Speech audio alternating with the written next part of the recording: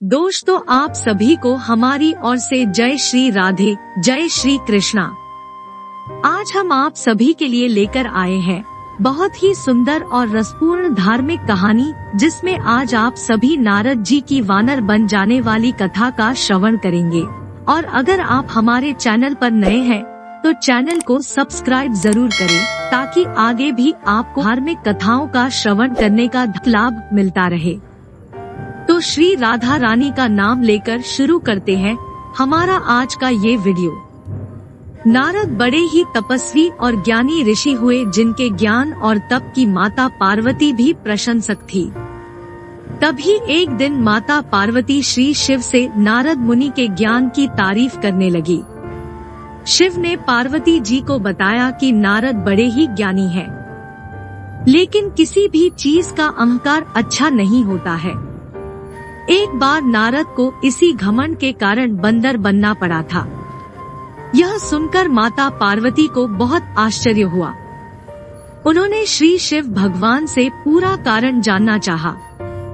तब श्री शिव ने बतलाया, इस संसार में कोई कितना ही बड़ा ज्ञानी हो, लेकिन श्री हरि जो चाहते हैं वो उसे बनना ही पड़ता है। नारद को एक बार अपने इसी तप और बुद्धि का अहंकार हो गया था। इसलिए नारद को सबक सिखाने के लिए श्री विष्णु को एक युक्ति सूझी। हिमालय पर्वत में एक बड़ी पवित्र गुफा थी। उस गुफा के निकट ही गंगा जी बहती थी। वह परम पवित्र गुफा नारद जी को अत्यंत सुहावनी लगी। वहाँ के पर्वत, नदी और वन को देखकर उनके हृदय में श्री हरि विष्णु की भक्ति अत्यंत बलवती हो उठी और वे वहीं बैठकर तपस्या में लीन हो गए। नारद मुनि की इस तपस्या से देवराज इंद्र भयभीत हो गए कि कहीं देवर्षि नारद अपने तप के बल से उनका स्वर्ग नहीं छीन ले। इंद्र ने नारद की तपस्या भंग करने के लिए कामदेव को उनके पास भेज दिया। वहां पहुंचकर कामदेव ने अपनी माया से वसंत ऋतु को उत्पन्न कर दिया। पेड़ और पत्ते पर रंग बिरंगे फूल खिल गए, कोयले कूकने लगी और भौरे गुंजार करने लगे।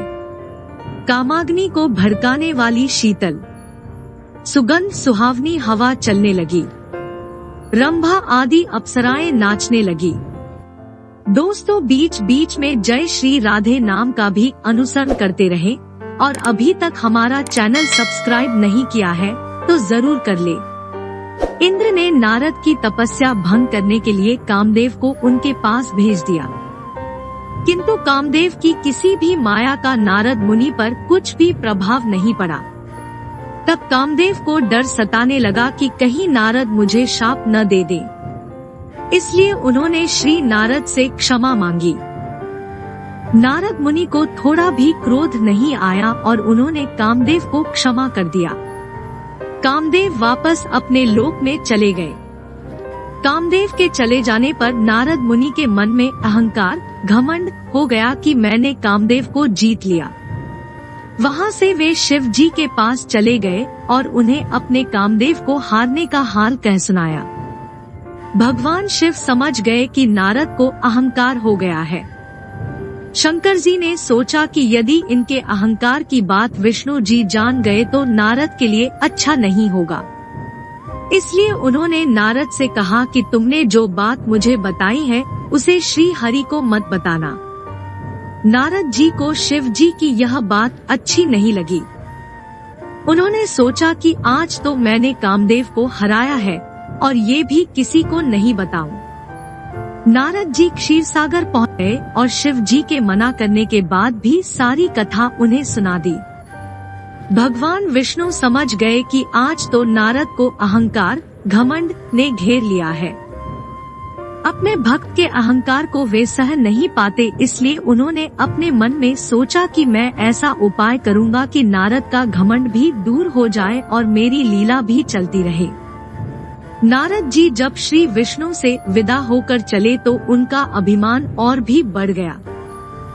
इधर श्री हरि ने अपनी माया से नारद जी के रास्ते में एक बड़े ही सुंदर नगर को बना दिया।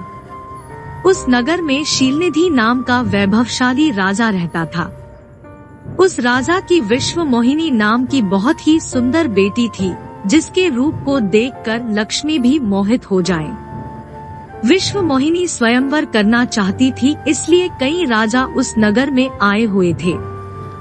नारद जी उस नगर के राजा के यहाँ पहुँचे तो राजा ने उनका पूजन करके उन्हें आसन पर बैठाया। फिर उनसे अपनी कन्या की हस्तरेखा देखकर उसके गुणदोष बताने के लिए कहा। उस कन्या के रूप को देखकर नारद मुनि वैराग्य भूल गए और उसे देखते ही रह गए। उस कन्या की हस्तरेखा बता रही थी कि उसके साथ जो विवाह करेगा वह अमर हो जाएगा, उसे संसार में कोई भी जीत नहीं सकेगा और संसार के समस्त जीव उसकी सेवा करेंगे। यह बात नारद मुनि ने राजा को नहीं बताई और राजा को उन्होंने अपनी ओर से बनाकर कुछ और अच्छी बातें कह दी। अब नारद जी ने सोचा कि कुछ ऐसा उपाय करना चाहिए कि यह कन्या मुझसे ही विवाह करे। ऐसा सोचकर नारद जी ने श्री हरि को याद किया और भगवान विष्णु उनके सामने प्रकट हो गए। नारद जी ने उन्हें सारी बात बताई और कहने लगे, हे नाथ, आप मुझे अपना सुंदर रूप दे दो ताकि मैं उस कन्या से विवाह कर सकूं।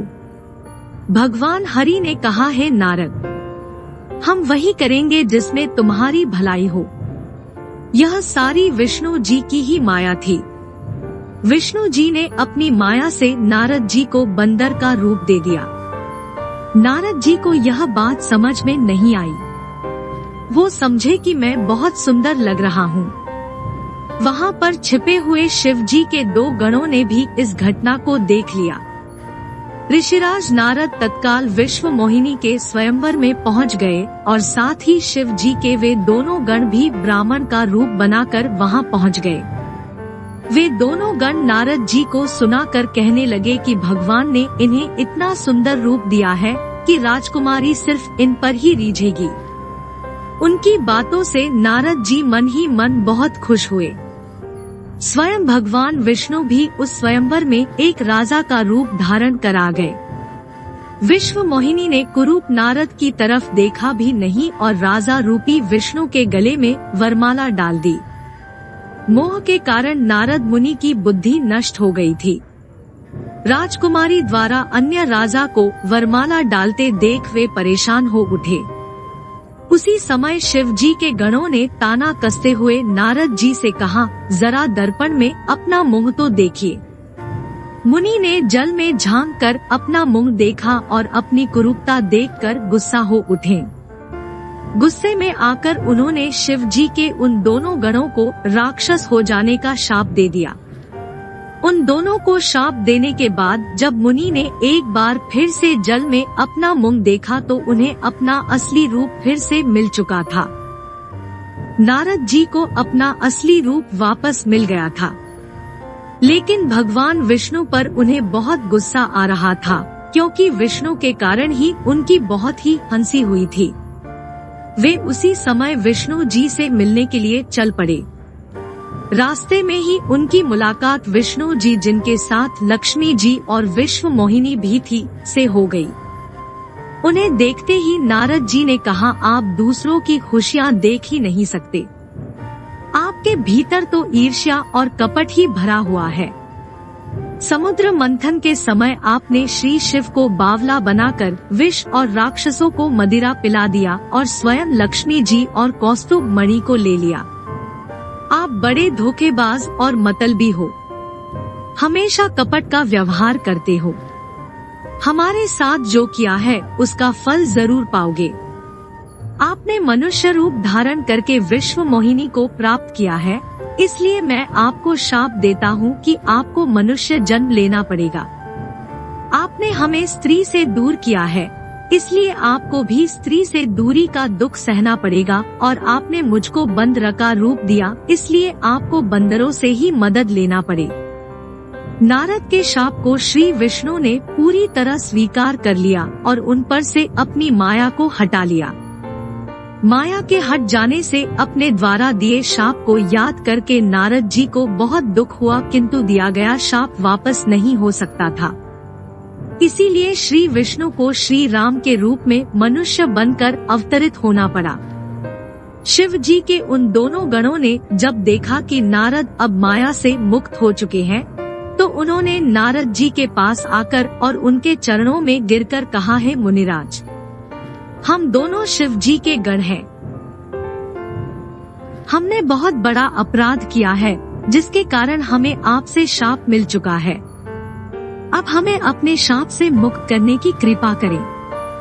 नारद जी बोले, मेरा शाप झूठा नहीं हो सकता, इसलिए तुम दोनों रावण और कुंभकर्ण के रूप में महान ऐश्वर्यशाली, बलवान तथा तेजवान राक्षस बनोगे और अपनी भुजाओं के बल से पूरे विश्व पर विजय प्राप्त करोगे। उसी समय भगवान विष्णु राम के रूप में मनुष्य शरीर धारण करेंगे। युद्ध में तुम दोनों उनके हाथों से मारे जाओगे और तुम्हारी मुक्ति हो जाएगी। हम आशा करते हैं यह कथा आपने ध्यान पूर्वक श्रवण की होगी, और अगर आप श्री राधे और कृष्ण के सच्चे प्रेमी हैं, तो हमारे चैनल को सब्सक्राइब जरूर करें और वीडियो को लाइक शेयर कर कमेंट सेक्शन में जय श्री राधे जरूर लिखें।